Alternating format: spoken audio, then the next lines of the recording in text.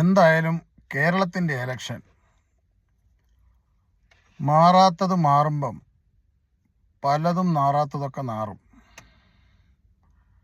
നൂലിക്കെട്ടി ഇറക്കിയവരും താൽക്കാലിക ബാന്ധവങ്ങളും എല്ലാം കാറ്റിൽ പോയി.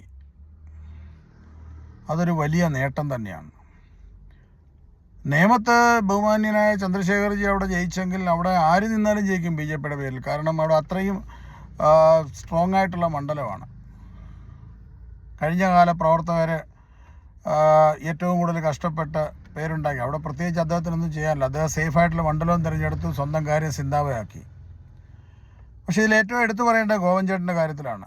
ചാത്തന്നൂർ അദ്ദേഹത്തിൻ്റെ സ്വസിദ്ധമായ തൻ്റെ കഴിവിൽ കയറി വന്നാണ് പാർട്ടിയുടെ ആ ഒരു പ്ലാറ്റ്ഫോം ഉപയോഗിച്ചുകൊണ്ട്. അതോടൊപ്പം തന്നെ മുരളിയേട്ടൻ്റെ വിജയവും അതുതന്നെയാണ്. കഴിഞ്ഞ 5 വർഷമായിട്ട് കഴക്കൂട്ടത്ത് നിന്ന് പ്രവർത്തനങ്ങളിൽ നിരതനായി വളരെ സൈലൻ്റായിട്ട് പ്രവർത്തിച്ച് മുന്നോട്ട് കൊണ്ടുവന്നൊരു വിജയമാണ് ബഹുമാനപ്പെട്ട ശ്രീ മുരളിയേട്ടന്. അതുകൊണ്ട് തന്നെ ഒരുപക്ഷെ 2 കേന്ദ്രമന്ത്രിമാർക്ക് ഉപദ്രവമാവുമോ എന്നുള്ളത് സംശയമുണ്ട്.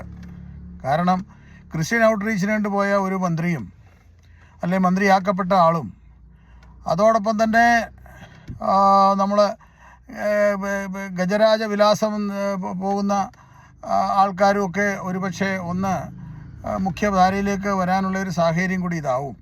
അതുപോലെ തന്നെ ബി ജെ പി ഒരു കാര്യമുണ്ട്, ഇനിയും നൂലിക്കെട്ടി ഇറക്കിയാൽ ഇതാവില്ല.